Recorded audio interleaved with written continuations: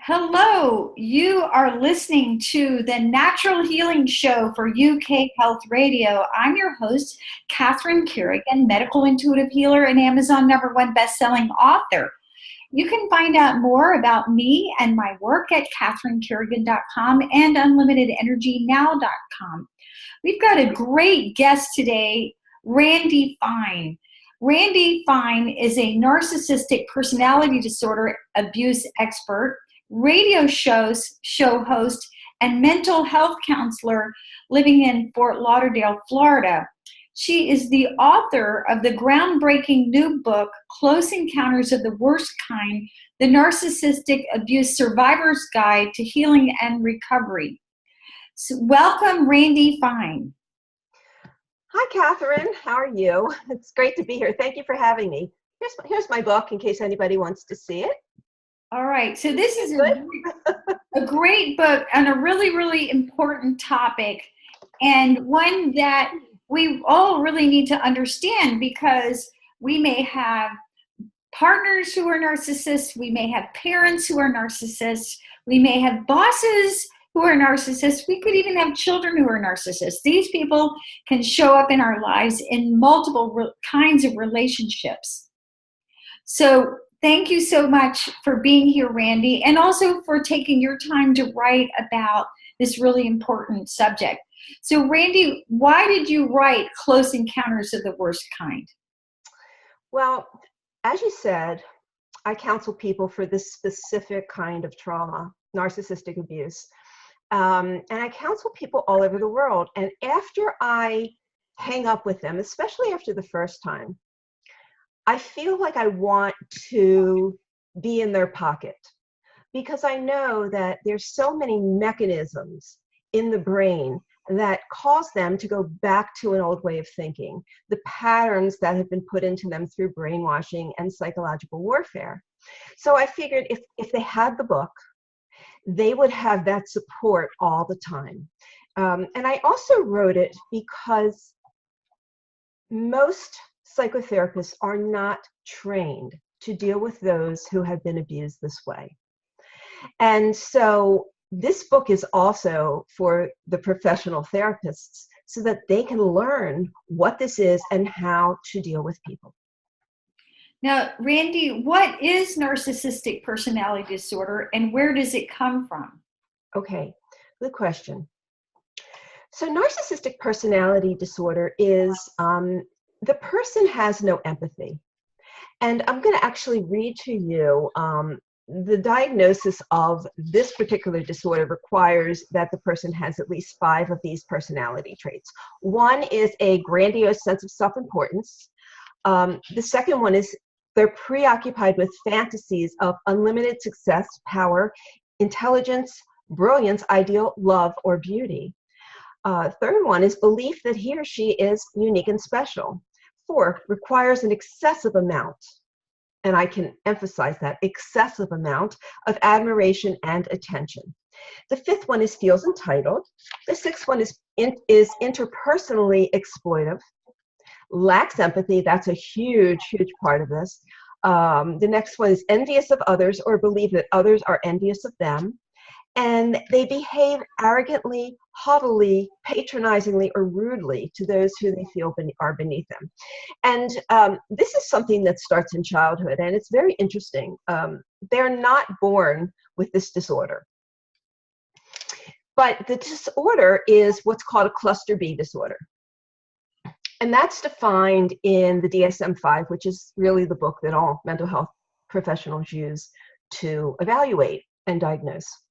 And in this particular cluster is narcissistic personality disorder, histrionic personality disorder, borderline, and antisocial, which includes psychopaths and sociopaths.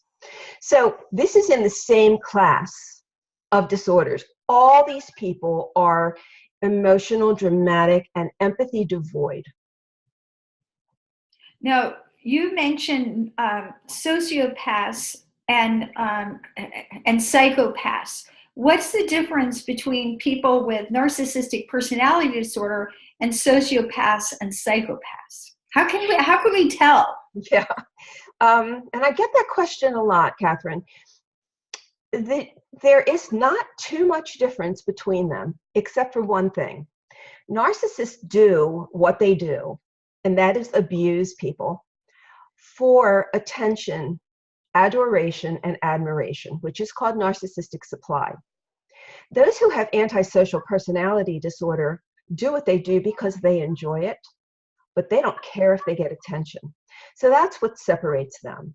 Narcissists generally are not, they don't necessarily physically injure people, and they don't have to, because they're so amazingly brilliant with psychologically and emotionally injuring people. They don't have to lay a hand on them. Okay. Now, is there a difference between narcissistic personality disorder and plain old narcissism? There's a huge difference. So, you know, we're in a society now where narcissism is something that is talked about a lot. And general narcissism, listen, we all have degrees of it. When we're born, babies have lots of narcissism. As we get older, it dwindles away, and we have just a healthy element of narcissism. And that's just really self-love. Some people are a little more than that. They're very boastful. But the difference is, those with the personality disorders, they cannot see that anything's wrong with them. And so what they do if they're criticized, and criticism comes in many ways. It can even be asking them as gently as, you know, I really wish you would have said that differently. That is criticism. And what they do is they rage. And this is how you tell. Now, the rage can be outwardly, and when it is, it's the most terrifying thing you've ever experienced. But it can also be very passive, and that would be the silent treatment, really shutting you out and walking away, and that can be just as torturous. Very, very important information. Now, is there a cure for narcissistic personality disorder? That's also a really good question. There is not. Now, when I say that, what I'm trying to say is that, yes, physically, emotionally, psychologically, they could be healed. But the nature of the disorder is that they cannot see that anything's wrong with them. So if they were evaluated by a psychotherapist, they would either say the psychotherapist was a quack, that they're crazy, that they don't know what they're talking about, or they will manipulate that person. So they never get better. So, and they really don't often seek therapy unless they're forced into it. Now, who do these people target? Who do the narcissistic personality disorder types target, and why? So anybody could really be targeted by somebody with NPD. They have a radar for those who have self-esteem issues, those who are easily taken advantage of, those who have this kind of, I love everybody and everybody's great and wonderful, and don't ever want to see the negatives in people. That's really who they hone in on. But they will hone in on anyone that they can try. Now, the difference is, the people who have very strong self-esteem, really strong boundaries, they're going to see this very soon because it's going to feel very oppressive. And they're going to be like, I got to get out of this. But other people will find a million excuses why they need to stay with this person. And the longer they stay, the more psychological and emotional damage is actually done to them. That's very interesting. Now, what kind of relationships are affected by people with narcissistic personality disorder? So it affects really every kind of relationship we have, whether it be a family, mother, father, it could be a sibling. It happens in romantic relationships, marriages, friendships. It's rampant in the corporate world. It can be a coworker. It can really be kind of anyone. And this is a disorder that is very difficult to see, because the narcissist is, they're masters at disguise. So they fit into society very well. So we won't know that this person is narcissistic. Now, if you read the book, you will have a lot of the red flags. You'll understand what you're looking for, because you can pick them out if you really are educated and know what you're looking for. Otherwise, if you've never experienced the narcissist before, you can fall prey to them. Now, what happens to victims of this kind of abuse? Oh, it's so horrific. The narcissist, they use a campaign of abuse, which includes breaking the person down. They do things like gaslighting them, which means basically telling them that what they see, what they hear, what they've experienced is false, that they haven't done any of those things. So they get the person to learn to distrust their perceptions. They will often, especially like in a love relationship, it will start off where where you as the victim are the perfect person. And once they know they have you, there's always a pivotal moment, like moving in together, engagement, marriage, something like that. All of a sudden, everything changes. And where you were a goddess or a god, now you can do nothing right. And all they do is put you down. And they work on your self-esteem little by little. And they make you distrust who you are. They can take people, I mean, I have clients who are highly educated, highly successful people who have gotten caught up with these people. So it's not about anything about who you are. It's the fact that you just can't see these people until you really can see them, and then it's very obvious. Okay, so let's go into talking about different kinds of how they show up in different kinds of relationships. So for example, in a romantic relationship, whether we're dating them or married to them, how can we tell whether our partner is a narcissist? What are some of the signs? Okay, this is really, really important to know. So when you first meet a narcissist, they will basically check all the boxes of everything you've ever wanted in a partner, male or female. They come on so strong, and they make you feel like you are the most desired thing on this earth. It's very hard to reject that kind of attention and that kind of love. And often it's generally with men. Women that meet narcissistic men usually say that the men are not that attractive or someone they would be normally attracted to. Narcissistic women generally are very strikingly beautiful. So there's a difference there. But so they start with this, what's called the honeymoon stage. And in the honeymoon stage, they do something called love bombing. And love bombing is to get you on such a high where your endorphins are just firing off, that you are just like, you get addicted to this person. And during this time, they get you to talk about all your deepest, darkest secrets. So you're going to tell them what you've always wished you had in a partner, what your parents did, and what you're trying to make up for. And you really kind of, they get you to reveal a lot of information, but they do this on purpose. And they really reveal very little about themselves. And if they do, it's generally a lie that they're trying to kind of match with you. But they get this information for a very specific reason, because once they know they have you, they know exactly where to push your buttons. So they cater their abuse to each victim based on what they learn about that particular victim. And then the problem is that once everything changes, this person who was so high on this, love interest,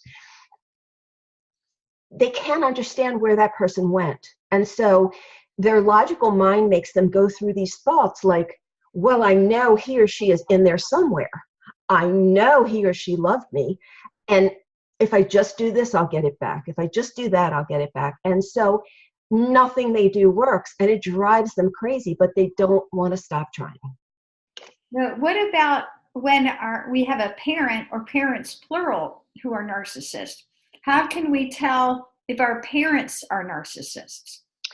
So, in my experience, people who have narcissistic parents generally don't wake up to it until they're between maybe like 40 and 55, somewhere around that age. That's not a rule, because I have people that are younger, I have people that are older. But we generally wake up to it, and what happens is we realize that our life is not working. When you have a narcissistic parent, you are deprived of becoming an individual, because narcissists want to own you. And so as you're going through your changes growing up and going through childhood, the things that a normal parent would applaud, they squelch it. They do not want you to turn into an individual, because that's a threat to them. So they deprive children of who they are. When the child gets to be like 18 years old and everybody else in their life, all their friends are gone away to college, and they're just beginning to kind of take off and soar in life, the child of a narcissist will plummet. They have no coping skills. They have no self-esteem.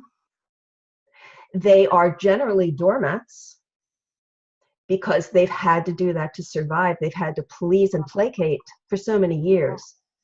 And so their relationships are a problem.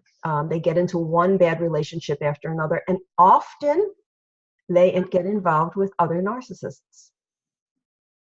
Interesting. How do we tell if our boss at work is a narcissist? So the narcissist basically is a bully. And what they may do is take you under their wing and make lots of promises to you. If you work really hard, work more than 40 hours, put in some extra time, and I promise you somewhere down the road, I'm going to give you that bonus. It's going to pay off. And they get you to really give your all. But, when you're with a narcissist, if you trust your intuition and your perception, you'll notice that it doesn't feel right. It feels suffocating. You feel used, but at the same time, carrots are being dangled in front of you. So you don't want to trust, because you're thinking, well, if I just do this and I just do that, I will get the rewards. But you never do. And so that's generally what you experience with a boss or somebody like that, and they will destroy you. You will spend a lot of time crying. You will go home every day so frustrated and crying, thinking that, but I've got to stick this out. And what about if we have children who are narcissists? How do they show up if there are children? Wow. Well, what you will notice is, and they can't really be fully diagnosed. Most narcissists are never diagnosed, but fully diagnosed until they're about 18 years old, because it's not complete at that point, until that point. But you will notice that this child has no empathy. They enjoy abusing. They're very manipulative. They lie about everything. They lie even when they don't have to lie, because narcissists, when they open up their mouth, it's always a lie. Everything is about manipulation. So if you have a child that is showing no empathy, has abusive tendencies, verbally, emotionally abusive, is a bully, any of these things that I've mentioned, you may very well have a narcissist on your hands. Now, narcissists are not born that way.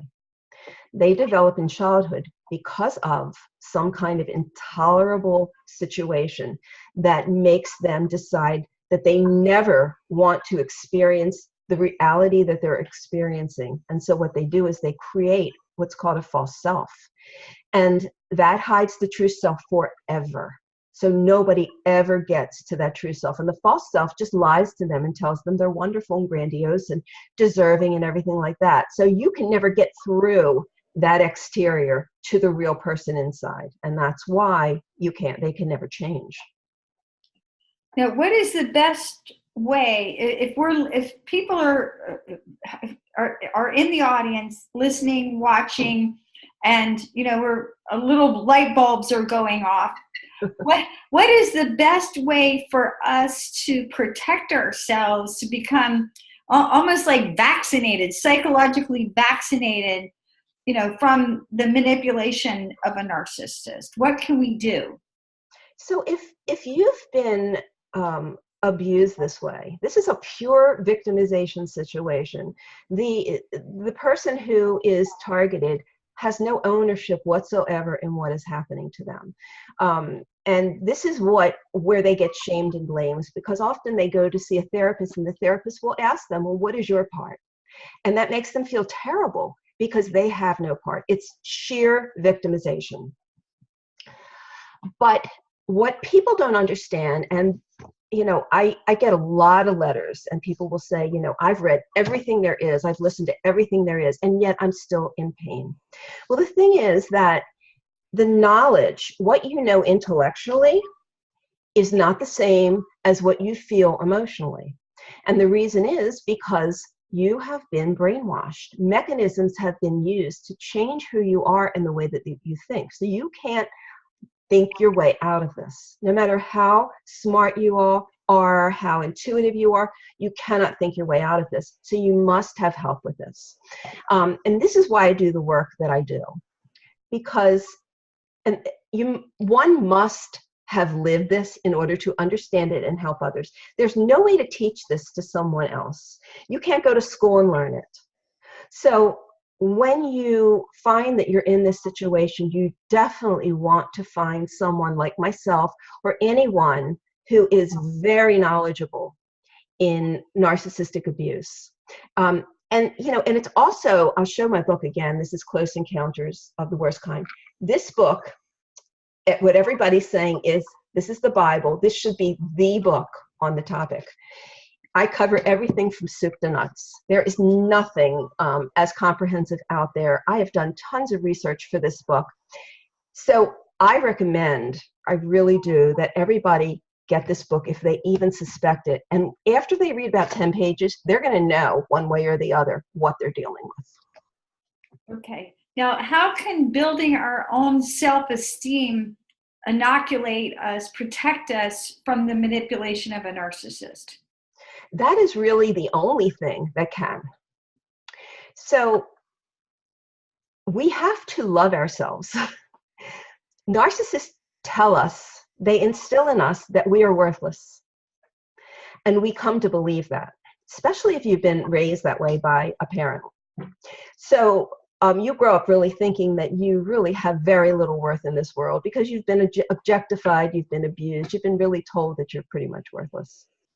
So once you are in that mindset, it's very easy for people to come in and take advantage of you and abuse you, because you don't go to yourself first, to your self-love first. You go to them and think, what can I do for them? How can I help them? How can I make myself better to appeal to them? When you have very strong self-esteem and self-love, you have to come first. And this is what I teach all of my clients, is that if ever there is a conundrum between what do I do, it's always love yourself first. And if it feels right, you can do it. If it doesn't, don't do it. But you have got to protect yourself first. And the problem is that people who have been narcissistically abused have seen selfishness at its worst. And the last thing they want to do is be selfish. And they think that self-love is selfish. But self-love is not selfish. Self-love is what we're born into this world to have. And if we don't have it, our boundaries are crossed and people can take advantage of us. Once we really have great, strong self-esteem and self-love, nobody is going to get over on us. And so I work with people helping them to build that up. And there's several sections in the book that teach you how to go through it step by step to find your way back to self-love. Now, self-esteem and self-love are qualities that I feel we all need to develop. So, for example, when you love yourself, you take good care of yourself. You eat right, you exercise, you take natural healing remedies, you deal with your issues, and you realize that whatever you do to take good care of yourself is part of what you do for others, so that you can be at your best self to be of service in the world. Yes. What are when you're really working with people to help them build their self-esteem and their self-love, what are some good suggestions on how we can do that? How do you like to get people to do that? So the first thing I tell people, because most of the people who come to me don't have a clue as to what self-love is, the first thing I tell them is stop beating yourself up, because you have been beat up by the worst abuser ever. So the first thing to do is catch yourself when you start to get on yourself for feeling stupid or doing something wrong, to give yourself a break. That's the very first thing, to get off your own back. The second thing that I tell people is that it often takes millimeters of increments to get where you need to go, but millimeters add up to meters. So each day when you wake up, look yourself in the mirror and say, today I'm going to love myself just a little bit more than I did yesterday. And if you do that each day, you will eventually build yourself up. And the third thing I tell them is indulge yourself in things that make you happy. Not things that you do for other people, but things that make you feel happy. So go to the beach, go swim. Indulge yourself at least once a day in something that feels really good to you. So you're treating yourself well. You need to pamper yourself. These are all great suggestions. I'd like to throw in a few of my own for the audience. When I know that a client has low self-esteem, how that's going to present energetically is they're going to have a weak third chakra. Okay. So again, when your third chakra is weak, you're easily manipulated. But going back to the topic, but a real simple way to build your self-esteem is to make a list of at least 20 personal qualities that you have, such as I am kind, I'm a good friend, I am loving, I am forgiving, I am patient. Make this list of your 20 personal qualities that you can think of and record it in your own voice. Now, meanwhile, and this is usually difficult for people with low self-esteem, go to 3 people who you know love you and care about you, and ask these people to make a list of at least 20 personal qualities that they observe in you. And this is helpful because sometimes we don't even recognize what's special about us or what unique vibration you're offering. So get your loved ones to make a list of 20 qualities, and you can add this in. Then when you've got your list, and don't wait to get everybody's list, go ahead and start with your own. Record this in your own voice. These days, most of us in Western society have a smartphone. So go to your smartphone and record your list. I am kind, I am patient, I am loving, I am forgiving. Record this in your own voice and listen to it at least 5 times a day. Driving to work, while you're commuting, while you're walking, while you're exercising, listen to this. And the reason it's important that it's in your own voice, because what you say to yourself is very, very important.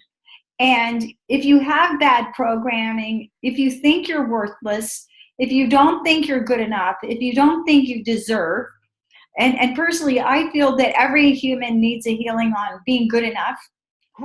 When you realize that all you really have to do is be the best you don't have to be better than anybody. You're here to do you in this lifetime. You're not here to be your mother or your father or your brother or anybody else. All you really have to do is offer your unique vibration, and the world needs your vibration. That's why you're here. You wouldn't be here on a spiritual level if you weren't. So going back to the exercise, record this in your own voice, and as more personal qualities become aware of these additional qualities, listen to them. Listen to these I am statements. And whenever we say I am, part of what we're doing is we're invoking and recognizing that we are spiritual beings who you have a unique purpose for being here. So once you realize that you're already good enough, because all you really have to do is be you, and that you are a spiritual being, and as a spiritual being, you deserve to be happy. There's no spiritual text that says thou shalt be miserable, or thou shalt put up with jerks who manipulate you. There's no spiritual text that actually says that. You're right. So really coming up with the I am statements about what's wonderful about you is a very healing thing that you can do. And that's wonderful. Yeah. So now what I noticed, let's go back to, what typically happens. So we talked about narcissists who are partners, narcissists who are parents, narcissists who are bosses. So when a person recognizes, hey, oh my gosh, I'm in a relationship, I'm in an intimate relationship with a person who I now recognize as a narcissist, what's your advice? Can you actually fix this kind of relationship, or are you better off just getting out? What's your opinion, Randi? Well, I never want to tell somebody to get out. I never want for me to be that. What I do is I advise people on really the reality of what they're dealing with. First, I evaluate the situation. I make sure that what they're dealing with is truly a narcissist, and I go through a full evaluation to do that before I even start, because that is my expertise. I wouldn't evaluate somebody for borderline or anything like that. I don't know that, but I know this. So the bottom line is, if somebody says, Randi, give me the real truth, just slap me with it, I will say, run. Now, that said, if you have children, if you're in a marriage or a relationship and you have children, that is the last thing you want to do immediately. If you're in a relationship that you can just get away, walk away, move away, whatever it is, I suggest that you do that. You get your ducks in a row and you do that. If you have children and you run, you will suffer what's called parental alienation. And parental alienation is a horrendous thing where the narcissist will basically steal your children through the courts. Through the courts. They will do this legally. They will manipulate the courts, take your children, and make you look like you have emotional problems, like you're mentally ill. They will use all kinds of things against you, and they will have custody of the children. And once they have custody of the children, they will work their minds to the point where they will make them think that you are responsible for all the problems in the family. And they will make lies and tell them you cheated on him, cheated on, your spouse or whatever. And the children grow to hate you. So the other reason you don't want to walk right out of these relationships is because you want to be able to get as much of your possessions and as much money as you possibly can, because you're going to need it. So there has to be some investigation that you do. And I tell people to really take their time and go through this, and I guide them through the process, because when they eventually hand that person, say they want to be divorced or whatever, hand them the papers, they have to be ready, because once you clue a narcissist into what you're doing, they will manipulate the situation and sabotage what you're doing. So it's very delicate under those circumstances. Now, what if we recognize, and you mentioned that a lot of people do not realize or recognize that their own parents are narcissists and have been narcissists their whole life, until they're well into their own adulthood, 40s to 55, you said. Right. So when you recognize that your parent or parents plural are narcissists and have narcissistic personality disorder, what's the best approach? What I would say, and I'm going to interject in the question, I want to hear your answer, but what I find is many adult children of narcissists are extremely ill. These are the people with Lyme disease, with chronic fatigue syndrome, and they've been sick. They're the chronically ill people because their boundaries have been so damaged. Mm-hmm. So anyway, so back to you. What do you do as an adult when you realize your parent is a narcissist? So the realization doesn't happen all at once, because in order to understand that your parent is a narcissist is to realize that they never loved you. That is such a horrible thing, and we cannot wrap our heads around that. So we vacillate. Once we realize this, we begin to vacillate, and we do a lot of yeah buts. Yeah, but they did this. Yeah, but they did that. I know I don't really like them, but I love them. It's very, very confusing. So the most important thing is to really get help. I can't emphasize that enough, because there is programming that's done in your brain. You have got to be deprogrammed and reprogrammed. But the reprogramming is very much like what you're talking about, where you write these things out and you hear them in your own voice. Reprogramming is just really about you telling yourself a different story. But you need somebody to guide you, because you will vacillate back and forth between reality and truth, and what you know and what you feel, but what you think you should be doing, and the guilt, the tremendous guilt when you realize that you have a narcissistic parent, because our society, and really most societies, frown upon you going no contact with somebody like that. But you've got to really take your time and evaluate this, because there's levels of contact, there's no contact, but the first thing that has to be established is boundaries, because you can't have a relationship with your parents without very clear boundaries. And these are things that have to be concretely stated. Not only do the boundaries have to be concretely stated, but the consequences for crossing those boundaries have to be concretely stated. No, we know that people with narcissistic personality disorder cannot actually change. Like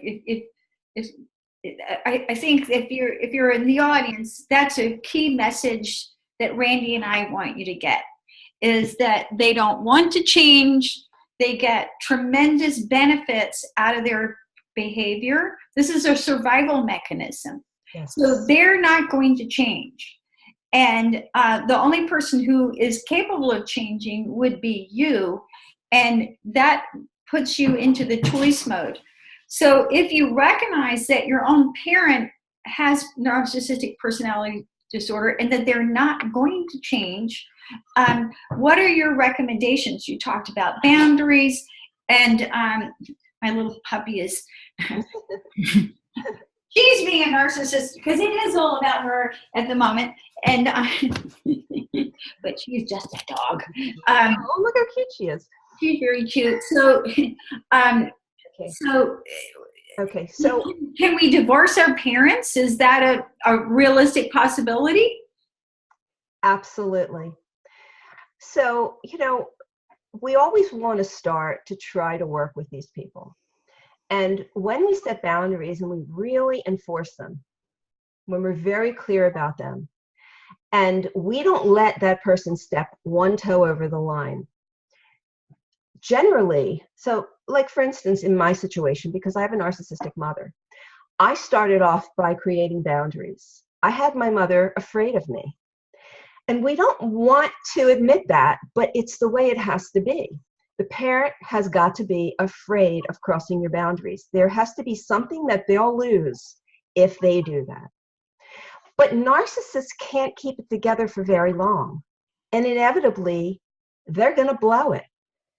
So what I say is, if a parent continues to abuse you, You do not have to live like that. You can go no contact with your parent. And it takes a lot of support to go through something like that. So if you're going to do that, you want to really work with somebody who can help you, because the guilt that you will feel and the guilt and shaming and blaming that other people will put on you is so oppressive that you're going to crack. So you need to have a good, strong support system in order to be able to do something like that. But that's the last step. We want to try to work with the situation. 8 times out of 10, I'm not going to say 9, 8 times out of 10, it's not going to work out. And generally, in a family where you have a narcissistic parent or 2 narcissistic parents, you have siblings who are protecting those parents and feeding into it, and they're going to bash you. So you are going to end up being on the complete outside of your family. You're going to have to give up all your hopes and dreams of your family, holidays, all the things that you imagined a family should be, and you're going to have to rebuild.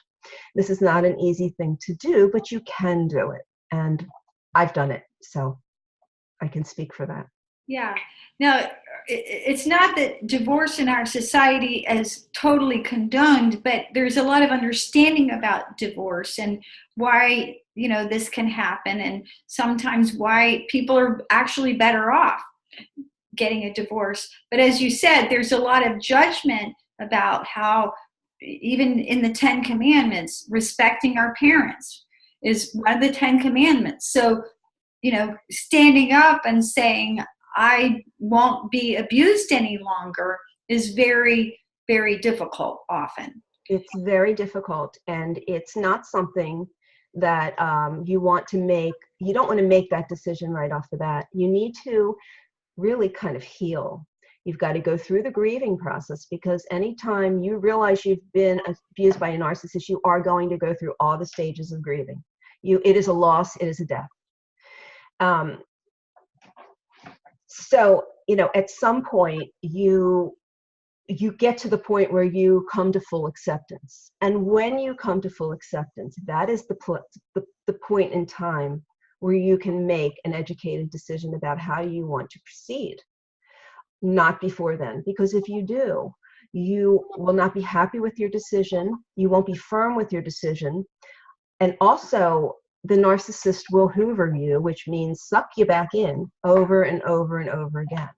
So a lot of work has to be done. But when I say that, when I say a lot of work, and I just want to clarify this, because most people think that therapy is something that takes years and years and years. And generally, after years and years and years, they're really not that much better than they were when they started. When I work with people, the most it ever takes is 1 year.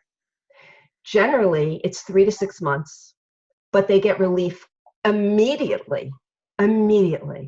So it doesn't have to take a long time. And that's why it's real important to work with somebody who knows what they're doing, who can get you where you need to go as quickly. I don't want people to hurt. So I want them to get better very quickly. And somehow I'm able to do that. So I want to talk also about, again, what happens when you've been in a relationship with a narcissist, whether you've been, in a real intimate relationship, or a child of a narcissist, or they're your boss. So because you've been abused, frequently what happens energetically is that people are taking on the role of scapegoat. Now, scapegoat is a role, but energetically what it is that you're taking on the negative energy of the family, of the relationship, or of the office. And if you've been scapegoated by a narcissist, these people can end up being quite physically ill, because energetically they're taking on a tremendous amount of negativity. I just did a healing this week with a person to release the role of scapegoat. Wow. And I helped her to see it had been a lifelong pattern. The lady was in her 50s. But again, if you've been chronically ill and you recognize that you've had major relationships with a narcissist, one of the things you want to ask yourself is, have you been playing the role of scapegoat? Have you been taking on the collective negativity for the relationship, for the family, or again, for the office? Right. And again, this is a very damaging situation and can really erode not just your psyche, but also your physical well-being. You've been listening to the Natural Healing Show for UK Health Radio. I'm Catherine Carrigan, medical intuitive healer and Amazon #1 best-selling author. You can find out more about me and my work at catherinecarrigan.com and also unlimitedenergynow.com. While you're there, definitely sign up for my newsletter. Find out even more about natural healing. Our guest today has been Randi, narcissistic personality disorder abuse expert and author of Close Encounters of the Worst Kind, the Narcissistic Abuse Survivor's Guide to Healing and Recovery. Thank you so much for listening. And remember, when you want to be healthy, turn to natural healing.